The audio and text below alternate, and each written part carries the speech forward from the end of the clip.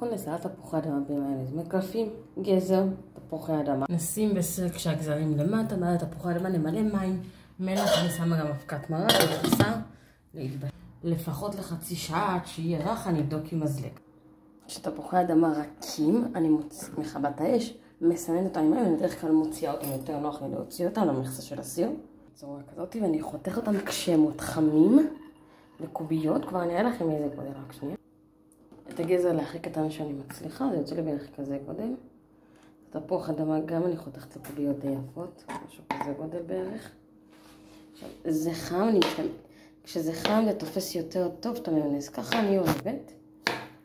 מוסיפה אפונה גינה משימורים. אני חותכת מלפפון חמוץ. אני מוסיפה מיונז. ומערבבת טוב טוב. יש כאלה שאוהבים להוסיף מלח או פלפל שחור, אני לא אוהבת. בשבילי זה מספיק ככה. אני אוהבת עד שזה יהיה טוב טוב. עד שזה נהיה ככה.